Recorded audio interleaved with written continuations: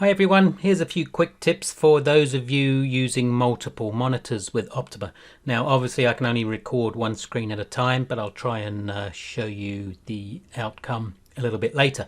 But what I'll do is just build up a workspace from scratch. So from this blank page, I'm just going to double click symbol lists. If you've got Optuma symbol lists on your account, you will have access to all these indices, so the membership of all the stocks that are in these indices. So here's ASX 200.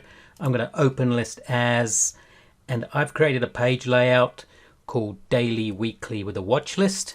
So I'm going to select that. So it's opened the ASX 200 in the list with a couple of a daily and a weekly chart on the right hand side. So as we scroll down, the charts update. But what I'm going to do, I'm going to drag this right hand chart, the weekly chart, off the screen, off that monitor onto the monitor on the right hand side. So now what I have this daily chart, and what I can do is make that full size here. I can adjust the width of the price scale there. So I've got a daily on this screen and a weekly on the other, and you'll notice that these yellow diamonds. So this is crucial when using a watch list to group. Basically, it's three charts. We've got the watch list chart, we've got the daily, and then the weekly on the other screen, and this links them all together. So as long as they're the same color diamonds, so I've got yellow one there, and on the weekly on my other monitor it's yellow. So as I scroll down, charts on both screens update. So I've now stretched the recording over the two monitors so you can see as we scroll down the watch list, both monitors or the charts on both screens update as we go.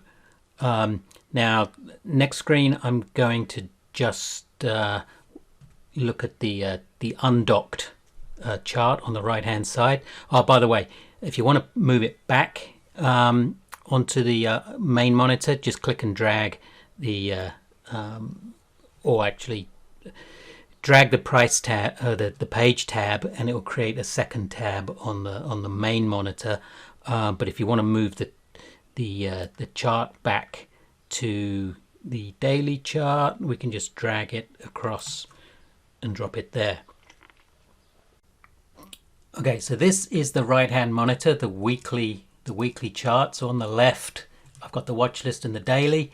But one thing we can do, we can expand this screen. So you can see I've got all the toolbar buttons duplicated basically on each screen. Now we might not need it on this weekly chart, so we can expand the chart window by hitting F11 on your keyboard, and you'll see that expands, gets rid of the menu bar, and if we hit F11 again, it'll get rid of the tab. So this is the full screen version. But again, if you click down on the watch list on the left hand side,